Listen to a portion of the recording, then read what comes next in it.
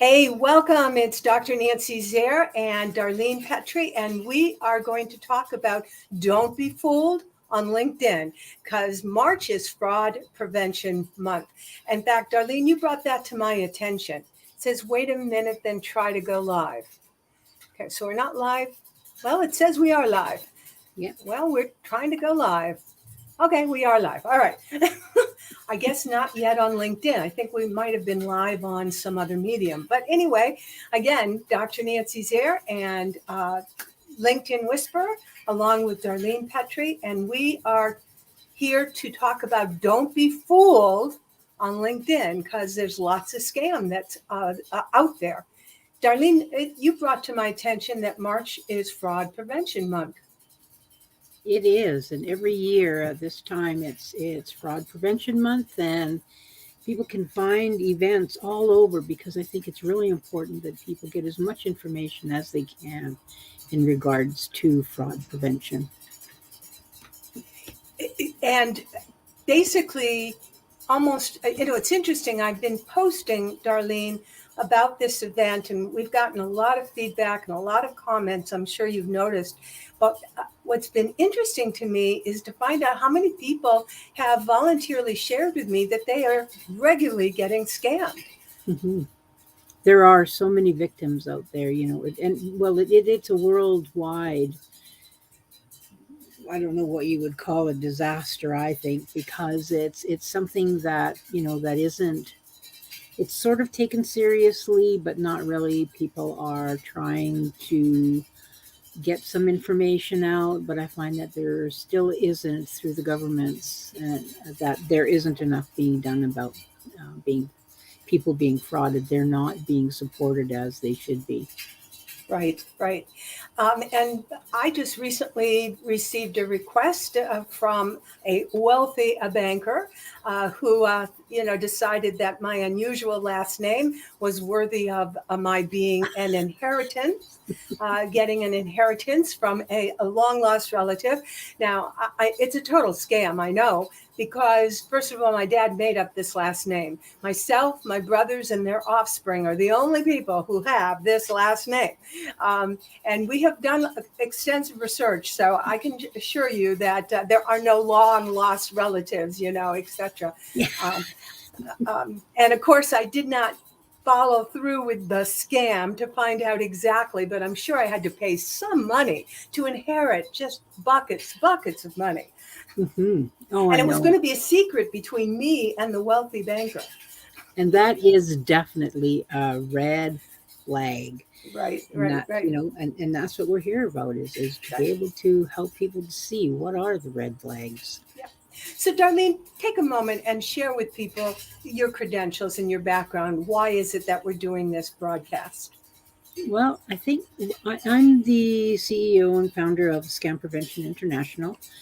And I was scammed in 2019. It was a romance scam. And I didn't realize anything about scams. I mean, I knew of criminals and I knew of people being frauded, but I never thought of it as something being done online, or that it could happen to a person, playing games on or through social media like LinkedIn, because I always felt that LinkedIn was it's a place to do business. And I just found that there were so many people who did not know anything aside from me about people being frauded and being scammed. And like me, so many people thought, well, that would never happen to me. Well, like I said, it did. Truth is, it's not really a matter of if you're going to get scammed. It's a matter of when you're going to get scammed, because scammers are everywhere. They are not just online. They are also people who come to your door.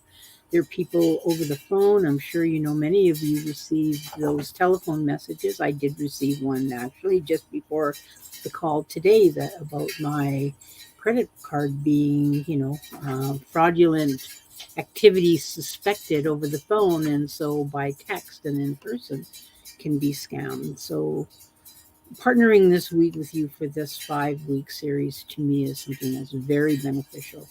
And it should be more than just during the month of March that Yeah. scam prevention is. It's a every second of the day thing that Right. needs to happen. Right. So the reason why Darlene and I are collaborating, I'm the LinkedIn whisperer, and I help read LinkedIn profiles. And so the reason that we are in collaboration is Darlene really is an expert about all sorts of fraudulent activity, not just on LinkedIn, but as she said, through other media. And we're going to specifically talk about LinkedIn because there are when you're alerted to what to look for, especially going to someone's profile, then you can avoid some of these scammers. That doesn't mean that they're not going to reach out to you. It just means that you know that it's bogus. So let's start from the top of the profile, if we can, Darlene, and share with us again what it is that you look for. And by the top of the profile, there's a banner, there's your picture, and we're going to just focus on that right now, and then we'll go underneath, like the actual title and your words and so forth. So go ahead, Darlene. Okay.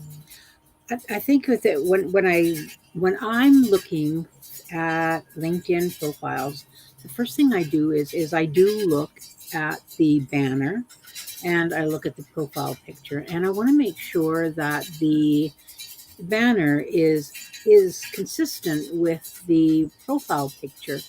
Now, there are many LinkedIn profiles that do not have any information on the banner. And to me, that is one of my first suspicions is why don't they have anything on the banner? Now, my caveat is that not all blank banners are from scammers. It could be because people don't know what to put in there, or they just wanted to see what's going on in LinkedIn, so they just kind of keep the profile open and they're not really interested in doing business.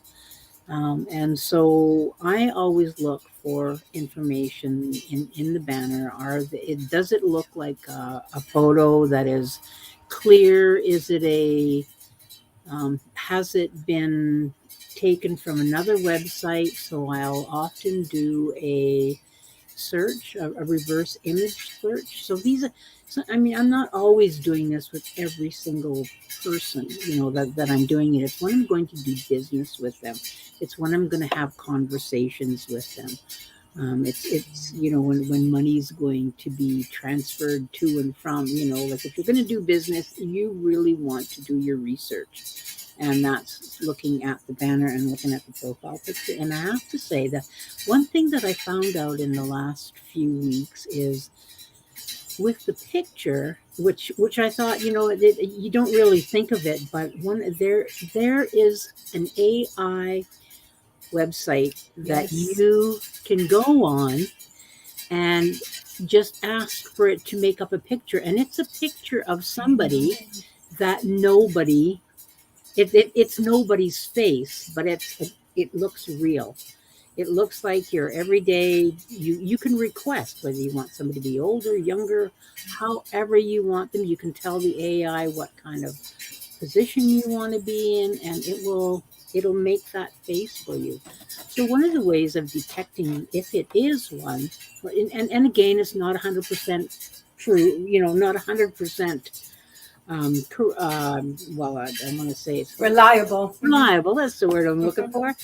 It's, and that's if you're looking at the circle on your profile, then because it's always a circle, and if you're looking on any other site, if it's exactly the eyes, if the eyes are exact center, then and all of the facial features are perfect, like if everything just seems so perfect, then that is an indication.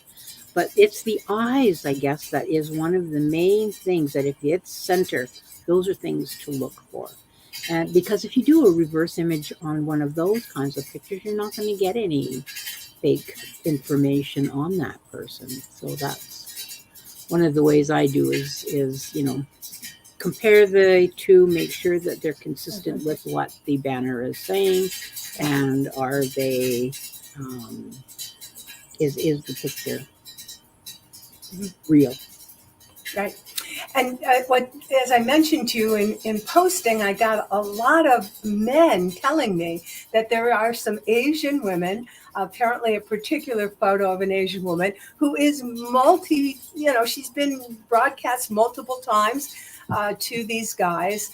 So it isn't just women who are being, preyed on. Hmm. The men are being preyed on as well. So I want to share a little bit about the fact that I read profiles.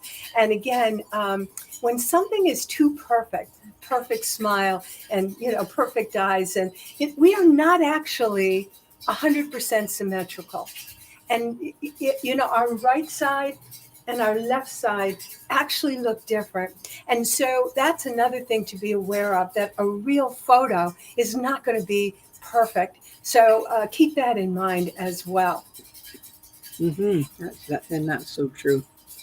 And Yeah. when you think of how many people are on LinkedIn, I think it just this year it went over the 900 million mark, and that's how many members. So it's over 900 million people now, and there are so many people. Like I think there was anywhere between 50 million to I think it was 70 million that LinkedIn themselves have said that are fake accounts. Now, that's a lot of fake accounts, 50 to 70 million people. And with so many people using LinkedIn for looking for work, there's something like 40, I think it was 49 million people who are using LinkedIn to apply for a job. And this one here, I was getting stats because everybody loves stats, right? 77 job applications are submitted every second on LinkedIn. Like every second, like it just to me, it's like we really have to watch out for what's too good to be true, and really need to um, know what it is that we are looking for. And like you said, Right. there's no visible red flags. They're not putting up the red flag there. They're yeah, exactly.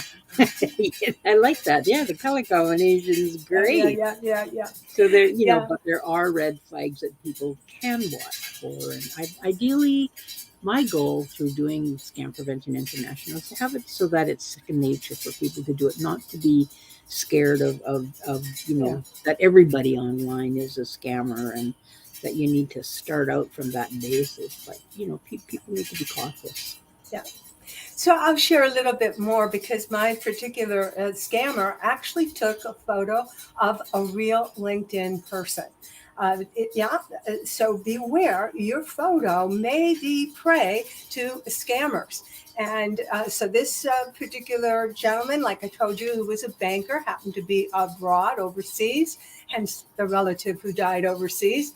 Uh, and and so that was legitimate. As I looked at his profile, I have to tell you, the profile was legitimate, including the photo, including everything about it. What wasn't legitimate was, of course, the message that accompanied it. So, again, just be aware that looking at a photo, yes, you can detect some irregularities about the person's profile or perhaps the banner. But and again, all you need is an email address of which you can easily obtain one from, from various places. You need an email address to get a LinkedIn account. And once you've got that LinkedIn account, you can go ahead and create a profile. And that's exactly what is going on. So now, Darlene, how about we've talked about the banner, we've talked about the profile picture. Let's talk about the actual name and the titles and the words that accompany underneath somebody's photo. So when we are looking at those, sometimes you will often see the names are they may not seem consistent with who the person is that you're looking at. Name and title, I should say. So you may have a young person that is saying that they're making multi-million dollars or tens of thousands of dollars, And what, so just with the names, and when we talk about names, often if it's a male, they'll have the first name and last name. Their last name is like a first name kind of thing. So that's been quite typical. And some of the titles that they have don't match what they do say in the banner, and it doesn't match any of the information that's below. So they may say that they're CEO of James Photography, but their name is Sam Smith, just as examples, and they're the CEO and founder. And then you look down, and they have different professions than what the name is. So it's always good to check out the names, because you can type in names and see who all the names are, and does that name match the person? Like I know with the person that you had, there were actually kind of a lot of people that had his name, and you could tell that some of them were fake accounts because in them they didn't have proper photos in them. Right. So again, you can't be too cautious and just assume that because somebody has a LinkedIn profile that they filled in the various categories that automatically makes them acceptable. And I might even suggest a word of caution. Look at how many connections they have, because obviously when you create a new profile, you have very few connections. And we who are well connected, and there's something known as lions in LinkedIn, people who are willing to connect with anyone. Well, that means you can very quickly build up the number of connections you have. So those of us who are being asked to connect with someone we don't know, we do need to check out and look at their profiles to genuinely determine whether this is someone not only that it is real, but someone we'd want to add to our network. Because then our name gets used on behalf of the next person. Oh, I see that you're connected to Nancy Zare or to Darlene Petrie, and now that person worms their way into more connections. Mm-hmm. And it is one of the things. I mean, they're now, our AI is such a wonderful thing. I love it. I like playing with it, and so. But with bots and AI, there are bot and AI driven profiles Yes. that are created and operated by programs, and that is used to increase the number of connections that they have. So if they have like 25,000 connections and they've only been on LinkedIn for 6 months, and that's kind of especially since LinkedIn does only allow you 100 second level connections, so that that's kind of a lot. So there are things that you do need to look out for, Right. and there's different reasons why we do have the scammers online, the fraudsters, and some of them, like they pose as recruiters, they pose as business owners, as other professionals. And what they want to do is they want you to share their personal information with them so that they can take your money. And so that, they want to lure you into sending them money. If you're looking for a job, they usually want you to pay up front for equipment that's needed, or to have some tests that have to be done.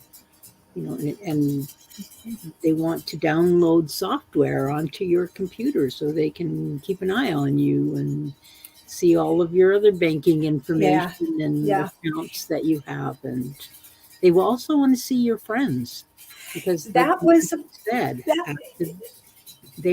another point I was going to make, because they are often using us to connect with others. So again, and we can talk about those privacy settings in another session, but we are nearing the 20-minute mark, and we do want to keep this relatively short, which is why we're doing this in 5 segments. So today we have covered the LinkedIn banner, the profile, the title under in your name, etc. Even initials and degrees. These are things to be watchful for. Next week, we're going to continue down the LinkedIn profile. This is a 5-session series. Again, next week, same time, same place. For those of you who are watching either live or the replay, please go ahead and if you have questions, if you have comments, we welcome them. If you particularly have had a situation where you have been a victim of scam, we're interested in those stories. I'm happy to direct message me and for us to talk offline. Anything you want to say before we bid our audience adieu? Yes, I always, my final words are always, if it's too good to be true, then it probably is. And don't click on links that are in your, anywhere in your email boxes or text messages. Just don't click on those links. Do the research. Thank you, Darlene. All right, to your sales success. It's Nancy Zaire, the LinkedIn Whisperer, and Darlene Petrie, Scam Prevention International. to your sales success. Thank you.